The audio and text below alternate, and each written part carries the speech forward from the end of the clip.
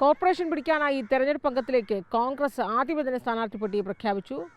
ശബരിനാഥിനെ mayor സ്ഥാനാർത്ഥിയാക്കി ഉയർത്തിക്കാട്ടിയാണ് കളം നിറയുന്നത്. എന്തായാലും CPM ഭരണനേട്ടങ്ങളൊക്കെ ഉയർത്തിയാണ് പ്രചാരണ രംഗത്തുള്ളത്. എങ്ങനെയാണ് ഈ ശബരിനാഥിനെ യുവമുഖം എന്ന രീതിയിലൊക്കെയാണ് ഹൈടെക് നഗരമാക്കി തിരുവനന്തപുരം മാറ്റുമെന്നൊക്കെയാണ് കോൺഗ്രസിൻ്റെ പ്രചാരണം. അത് അവർക്ക് അങ്ങനെ പ്രചരിപ്പിക്കാം. ഇപ്പോൾ നമ്മളെ നഗരത്തെ സംബന്ധിച്ച് നമ്മുടെ നഗരം ഇടതുപക്ഷ ഭരണത്തിന് കീഴിൽ വളരെ ഭംഗിയായി മുന്നോട്ട് പോകുന്ന ഒരു സന്ദർഭമാണുള്ളത്. ഈ നഗരത്തിൽ നടന്നിട്ടുള്ള എല്ലാ ഉപതെരഞ്ഞെടുപ്പുകളിലും LDFന് ജയിക്കാൻ സാധിച്ചിട്ടുണ്ട്. അതുകൊണ്ട് ഞങ്ങൾക്ക് വലിയ ശുഭപ്രതീക്ഷയാണ്. കഴിഞ്ഞ തവണത്തേക്കാൾ കൂടുതൽ സീറ്റുകൾ ഞങ്ങൾക്ക് ലഭിക്കും. ഇപ്പോൾ അരുവിക്കര മണ്ഡലം ഹൈടെക് ഒന്നും ആയെന്ന് ഞങ്ങൾ വിചാരിക്കുന്നില്ല. അപ്പോൾ അദ്ദേഹം കവടിയാറിൽ വന്ന് മത്സരിച്ചതുകൊണ്ട് എന്തെങ്കിലും പ്രത്യേകമായിട്ടുള്ള നേട്ടം കോൺഗ്രസിനുണ്ടാകുമെന്ന് വിചാരിക്കുന്നില്ല. ഞാൻ മേയറായിരിക്കുന്ന അവസരത്തിൽ 21 സീറ്റായിരുന്നു കോൺഗ്രസിനുണ്ടായിരുന്നത്. ഇപ്പോൾ അത് 10 സീറ്റാണ്. അപ്പോൾ എങ്ങനെയാണ് കോൺഗ്രസ് മേയർ സ്ഥാനാർത്ഥി അവതരിപ്പിക്കുന്നത്? അപ്പോൾ അത് ജനങ്ങളെ പറ്റിക്കുന്നതിന് വേണ്ടി എടുത്തിട്ടുള്ള ഒരു സ്റ്റാൻഡ് എന്നുള്ളത് മാത്രമേ മനസ്സിലാക്കാൻ വേണ്ടി സാധിക്കൂ. നമ്മളെ സംബന്ധിച്ച് സ്ഥാനാർത്ഥി പട്ടിക ഇപ്പോൾ നമ്മൾ ചർച്ച ചെയ്തുകൊണ്ടിരിക്കുകയാണ്. വരും ദിവസങ്ങളിൽ LDFൻ്റെ സീറ്റ് വിഭജനം പൂർത്തിയാക്കിയിട്ടുണ്ട്. സ്ഥാനാർത്ഥികളെ മുഴുവൻ പേരെയും ഒരുമിച്ചായിരിക്കും ഞങ്ങൾ പ്രഖ്യാപിക്കുക. ഇപ്പോൾ പകുതിയാണ് കോൺഗ്രസ് പ്രഖ്യാപിച്ചിരിക്കുന്നത്. അപ്പോൾ ഞങ്ങളെ സംബന്ധിച്ച് ജയിച്ച് വരുന്നവരിൽ ഏറ്റവും പ്രമുഖരായിട്ടുള്ള അല്ലെങ്കിൽ മിടുക്കരായിട്ടുള്ള ആളുകളെ പാർട്ടി കണ്ടെത്തി സ്ഥാനാർത്ഥി മേയർ പട്ടികയിലേക്ക് കൊണ്ടുവരും. ഇപ്പോൾ ഞാനൊക്കെ അങ്ങനെ വന്നതാണല്ലോ. ഞാനായാലും ആര്യായാലും നേരത്തെ മേയറാണെന്ന് പ്രഖ്യാപിച്ചിട്ടൊന്നും വന്നവരല്ലല്ലോ. അപ്പോൾ അത് ജയിച്ച് വരുന്നവരിൽ നിന്നായിരിക്കും മേയർ സ്ഥാനാർത്ഥിയെ പാർട്ടി തീരുമാനിക്കുക. അതിന് കഴിവ് മാനദണ്ഡങ്ങളും എല്ലാ കാര്യങ്ങളും പാർട്ടി പരിശോധിക്കും. ഈ പ്രതിപക്ഷത്തിരിക്കുന്ന BJP ഇപ്പോൾ ഈ കൗൺസിലറുടെ ആത്മഹത്യയും ഒക്കെയായി കുറച്ചൊന്ന് ഒരു പരിങ്ങലാണ് BJPയുടെ ഒരു അവസ്ഥ. ആ ഒരു സന്ദർഭം അല്ലെങ്കിൽ ആ ഒരു അവസരം നോക്കി BJP കേന്ദ്രങ്ങളാണ് കോൺഗ്രസ് പ്രധാനമായും ലക്ഷ്യമിടുന്നത്. CPM എങ്ങനെയാണ്? അല്ല, ഞങ്ങളെ സംബന്ധിച്ച് BJPയുടെ സീറ്റുകൾ കുറയ്ക്കുക എന്നുള്ളത് പ്രധാനമായും ഞങ്ങൾ ലക്ഷ്യമിടുന്നൊരു കാര്യമാണ്.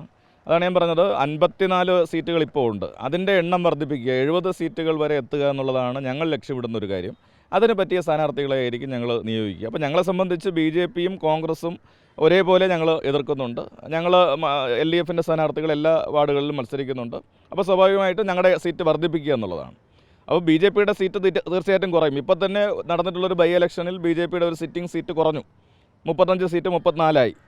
അത് കൂടുതൽ കുറയ്ക്കുക എന്നുള്ളതാണ് ഞങ്ങൾ എടുക്കുന്നത്. കാരണം കഴിഞ്ഞ 5 വർഷക്കാലം നഗരസഭയിൽ ഭരണം മുടക്കാൻ എല്ലാ പരിശ്രമവും BJP നടത്തി.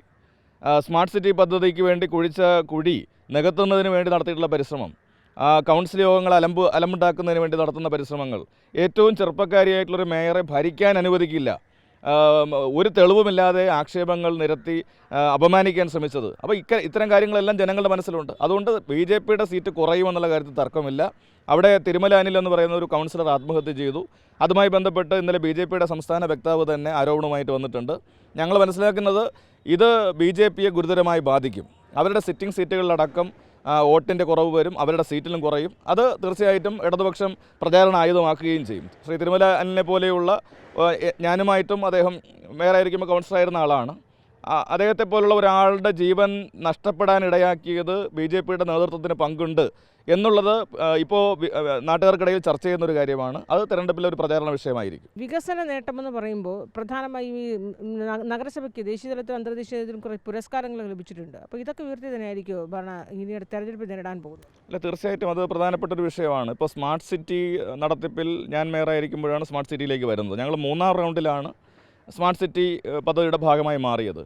ആ തിരുവനന്തപുരം നഗരസഭ ഇന്ന് ആര്യ രാജേന്ദ്രൻ്റെ നേതൃത്വത്തിൽ സ്മാർട്ട് സിറ്റി റേറ്റിംഗിൽ 1ാം സ്ഥാനമാണ് നടത്തിപ്പിൽ. അതിൻ്റെ ഭാഗമായി സ്മാർട്ട് സിറ്റി 2.0യിലേക്ക് നമുക്ക് പ്രവേശനം ലഭിച്ചു. അപ്പോൾ ഇത് വസ്തുതയാണ്. കേന്ദ്ര സർക്കാരിൻ്റെ ഒരു പദ്ധതി, പകുതി പണം സംസ്ഥാനം മുടക്കി ചെയ്യുന്ന ഒരു പദ്ധതി ഈ നിലയിൽ ടോപ്പ് അച്ചീവറായി തിരുവനന്തപുരം നഗരസഭ മാറി. സംസ്ഥാന ഗവൺമെൻറ്റിൻ്റെ സ്വരാജ് ട്രോഫി കഴിഞ്ഞ 3 തവണയായി തുടർച്ചയായി തിരുവനന്തപുരം നഗരസഭ നേടുന്നു. ദേശീയ അന്തർദേശീയ പുരസ്കാരങ്ങൾ നേടുന്നു. അപ്പോൾ ഇത് കാര്യങ്ങൾ നടന്നതുകൊണ്ടാണ്. ഇത് ജനങ്ങളുടെ കണ്ണിലെത്തിക്കാതിരിക്കാനാണ് വലിയ പ്രക്ഷോഭ പരമ്പരകളും ആക്ഷേപങ്ങളും BJP ചൊരിഞ്ഞത്. ഇത് ഞങ്ങൾ ജനങ്ങളോട് പറയും. ഇപ്പോൾ നഗരത്തിലെ റോഡുകളെല്ലാം സ്മാർട്ടായി, വളരെ മനോഹരമായിട്ടുള്ള റോഡുകൾ വന്നു. ജനങ്ങൾക്ക് സ്വസ്ഥമായി ജീവിക്കാനുള്ള സാഹചര്യമുണ്ട്. അറബശാലയടക്കം പ്രവർത്തനം ആരംഭിച്ചു, ഷീ ലോഡ്ജ് പ്രവർത്തനം ആരംഭിച്ചു. അപ്പോൾ ഇങ്ങനെ ഒരുപാട് നേട്ടങ്ങൾ നഗരത്തിൽ ഉയർത്തിക്കാണിക്കാൻ ഞങ്ങൾക്കുണ്ട്. ഞങ്ങളിത് ജനങ്ങളുടെ മുമ്പാകെ രേഖാമൂലം ജനങ്ങളെ അറിയിക്കും. ഞങ്ങളുടെ സ്ഥാനാർത്ഥികൾ അഭിമാന പുരസ്സരം വീടുകളിൽ പോയി വോട്ട് ചോദിക്കും. ഒപ്പം തന്നെ ഗവൺമെൻറ് ഇപ്പോൾ നടത്തിയിട്ടുള്ള ക്ഷേമ പരിപാടികൾ ഇതെല്ലാം ഞങ്ങൾക്ക് വോട്ടായി മാറും.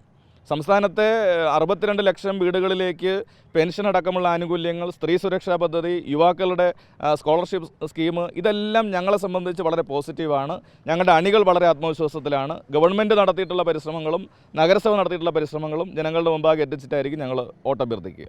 2 തവണ MLA ആയിരുന്നൊരു വ്യക്തിയാണ് മേയർ സ്ഥാനാർത്ഥി എന്ന രീതിയിൽ ഉയർത്തി കോൺഗ്രസ് കളത്തിലിറക്കുന്നത്. അത് ഏതെങ്കിലും രീതിയിൽ CPM-ന് വലിയ രീതിയിൽ ഏതെങ്കിലും ഒരു ഭീഷണിയാകുമെന്നോ അല്ലെങ്കിൽ ഏതെങ്കിലും രീതിയിലൊരു ആശങ്കയോ അങ്ങനെ ഉണ്ടോ?